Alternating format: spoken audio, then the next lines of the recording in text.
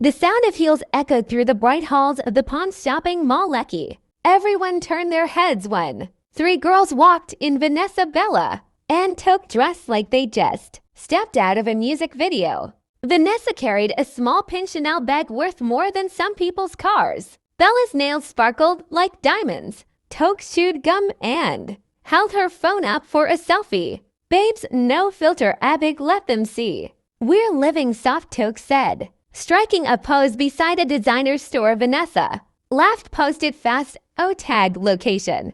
Let my sugar daddy see that I'm not at home. Suffering, they laughed loudly, drawing attention. People whispered, "Whoa, are these girls?" But they didn't care. Vanessa's phone buzzed. She looked at the screen and smiled proudly. See money, babes. She just sent $2 million. Bella's eyes widened. For what? For being beautiful on a Tuesday, Vanessa replied, flipping her hair. Toke screamed, "Oh God, when will my own sugar daddy send alert without reason?"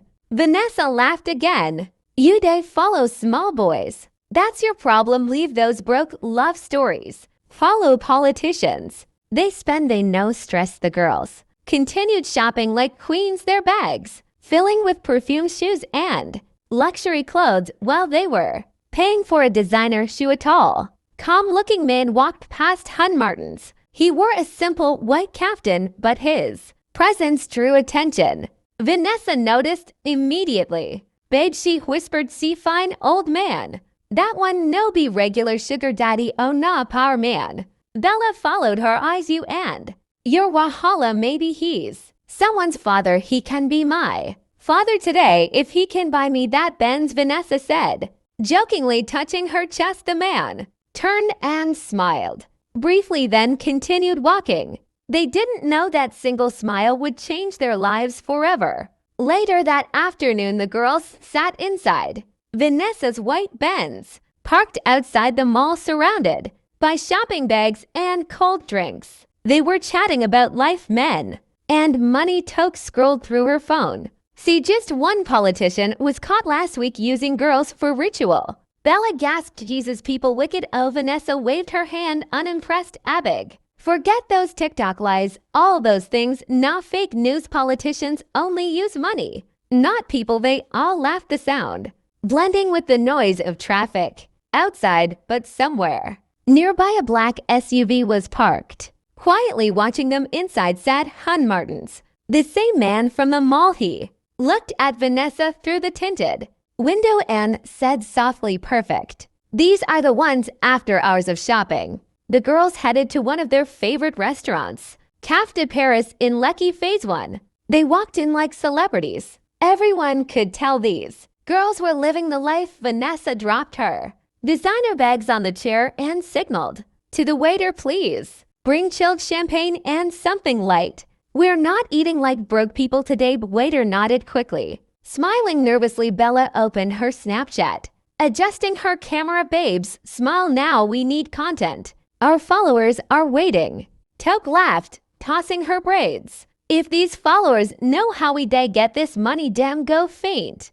Vanessa replied proudly, Abig, we're doing what every smart girl should do. Use what you have to get what you want. They clinked glasses. The champagne bubbles sparkled under the lights. As they ate, Vanessa's phone rang. She looked at the screen and grinned. Chief Balogun calling. She placed it on loudspeaker. Chief Balogun.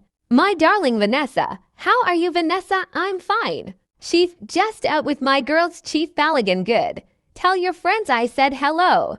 I have a dinner meeting in Abuja next weekend. I want you to come with 2 of your friends. Vanessa, no problem, Chief. We'll be ready. Chief Balogun. I'll send something small to prepare within minutes. 1.5 million alert entered her phone. Vanessa screamed, babes. Alert don't enter. Oh, the whole restaurant turned to look. But they didn't care. Bella smiled. Vanessa, you too lucky. God really love you, no be luck. Vanessa said proudly, now packaging.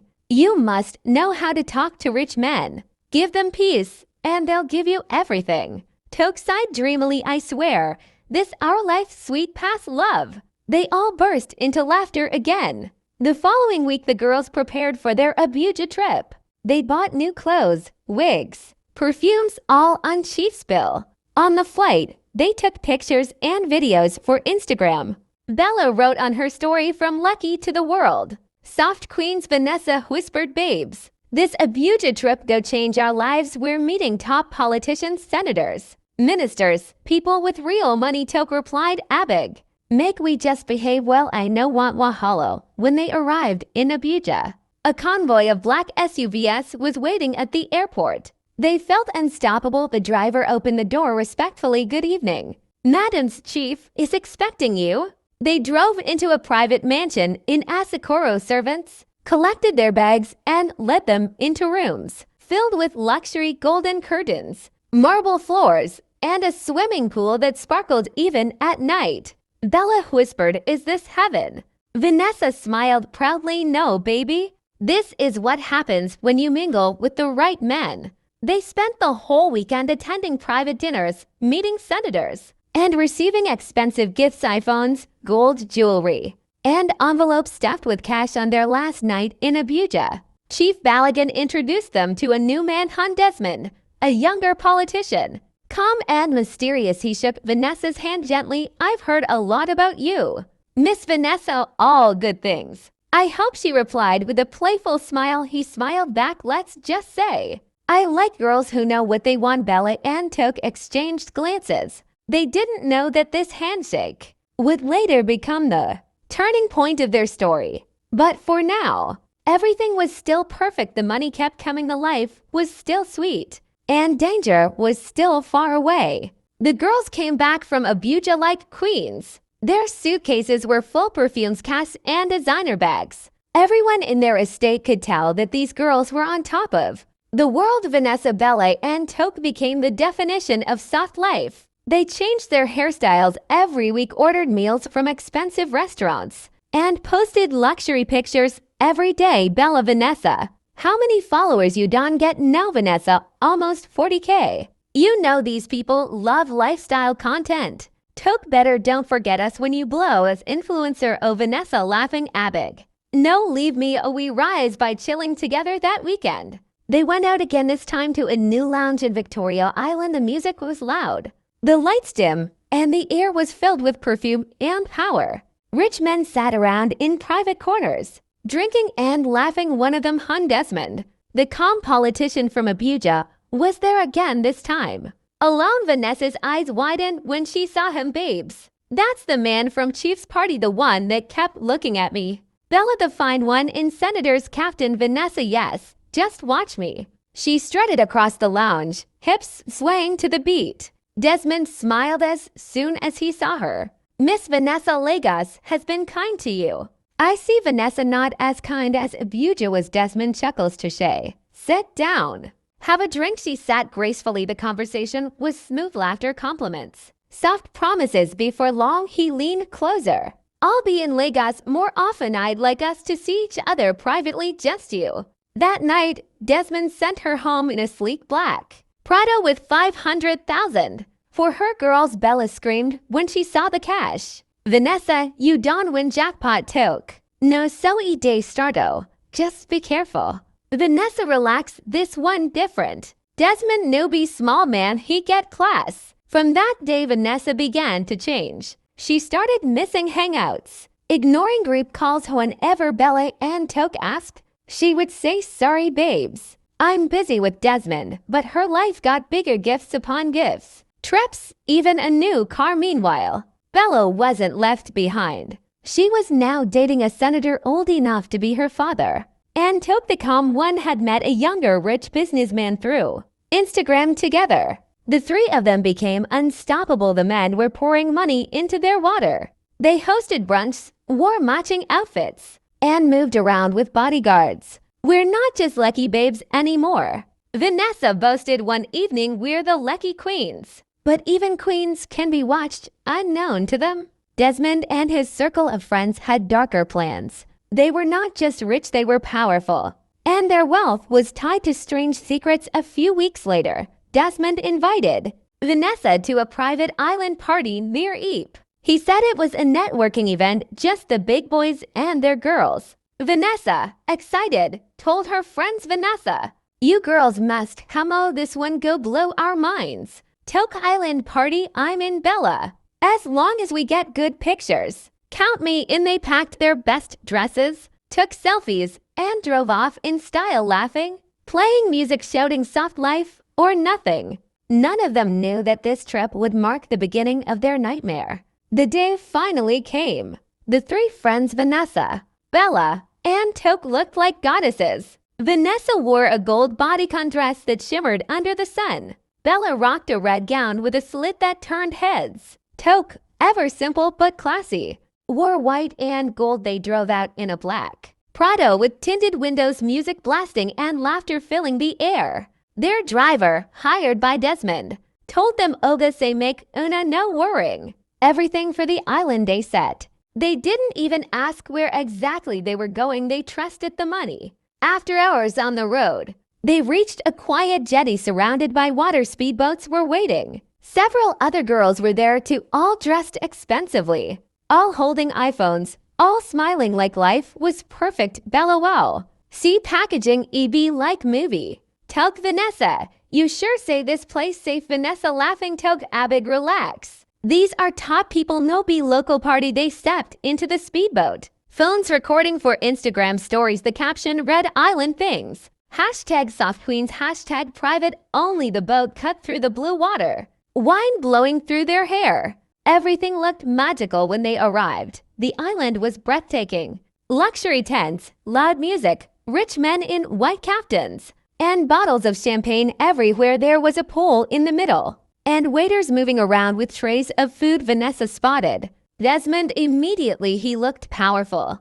Dark shades, gold wristwatch, and surrounded by other politicians. He smiled and waved her over. Desmond, welcome. My queen, I told them the most beautiful girls in Lagos were coming. Vanessa smiling proudly, we're here to scatter the place. Desmond, good, tonight is for celebration. He kissed her hand, then whispered something to one of his bodyguards. The men nodded and disappeared. The party started wild. Music thumped through the speakers. Everyone was dancing, drinking, laughing. Bella jumped into the pool. Toke was busy taking videos. It was pure fun. But as the night grew deeper, things started feeling strange. Some of the men gathered at the back of the mansion, speaking in low tones. Desmond disappeared for almost an hour. When he returned, his smile had faded a bit, replaced with a cold calmness. Later that night, a servant came quietly to their tent. Madam Vanessa, Oga say make you and your friends follow me.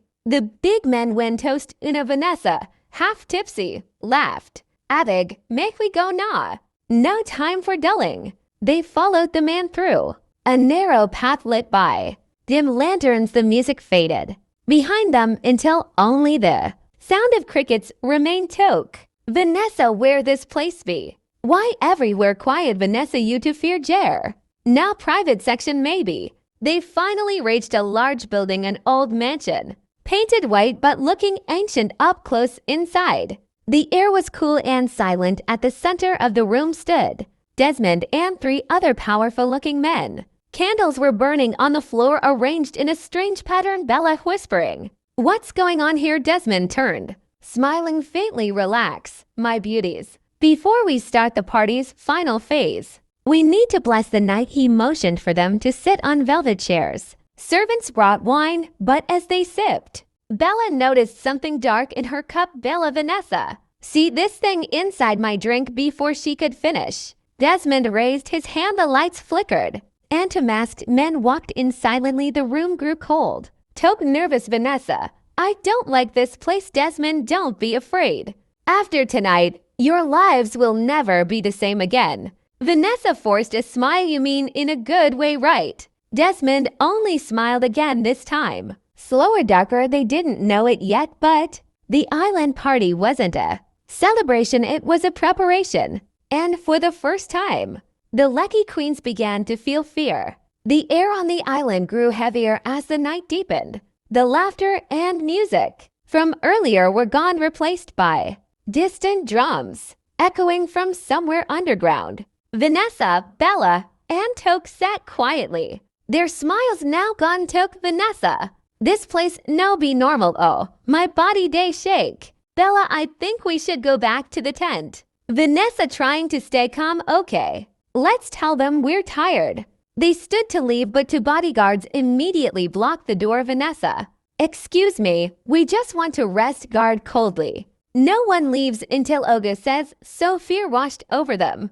Vanessa turned to Desmond. Vanessa, what's going on here? We don't understand. Desmond smiled faintly, walking closer. You wanted soft life. Now you'll pay the real price for it. The girls froze. Bella, Desmond, please stop playing. We can't joke like this. Desmond, calmly, this is no joke tonight. Wealth must exchange for blood. You should be honored. Your beauty will open more doors for us. The lights flickered again. The masked men reappeared, now holding bowls, calabash, and red cloths. Toke screaming, Jesus. Vanessa, let's run. In a split second, the three girls turned and bolted toward the exit. They dashed into the night, barefoot, crying, tripping over stones. The guards shouted, catch them. The sound of footsteps and chaos filled the air. Toke slipped and fell, screaming. Bella grabbed her arm, pulling her up, but they could hear the men getting closer. Vanessa, this way, let's hide behind that wall. They ducked behind a fence near the old jetty,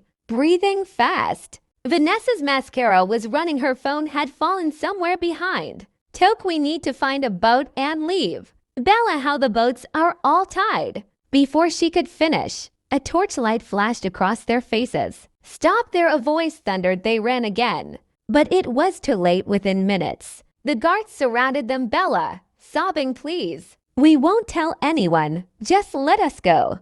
Desmond approaching slowly. I told you no one leaves the island. He nodded to his men. The girls screamed and struggled, but they were overpowered. They were dragged back into the mansion, crying and calling on God for mercy inside.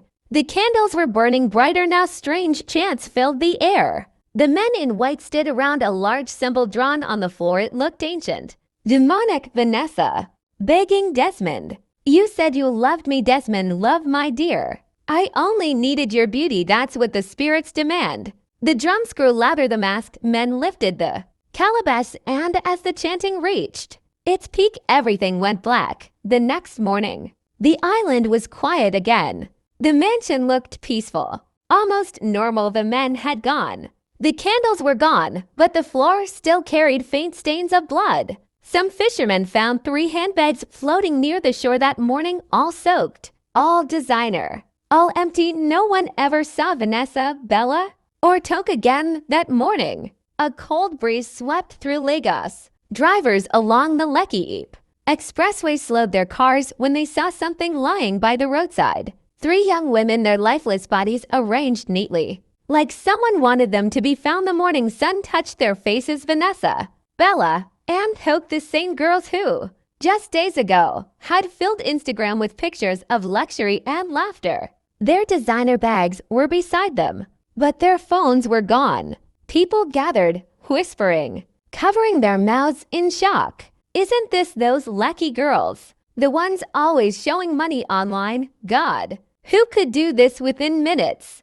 Police sirens wailed. Reporters came. Their story spread like wildfire. 3 lucky socialites found dead along Ype Road. By afternoon, their videos, their smiles, their parties, all over social media. Everyone was talking. Everyone was afraid. And somewhere far away, in a private office, the powerful men responsible were already signing new contracts, richer, calmer, and untouched by guilt. They chased luxury and found death. Not all soft life is soft. Some sparkle hides blood beneath. So I want to use this opportunity to tell you that Jesus loves you, and he said he's coming very soon. Me and you don't know when it's coming. He can come at any time. We did not expect it. Is now that is not yet come that we have the chance and the opportunity to give our life to him, accept him as our Lord and personal Savior. No matter how far you are gone with your sin,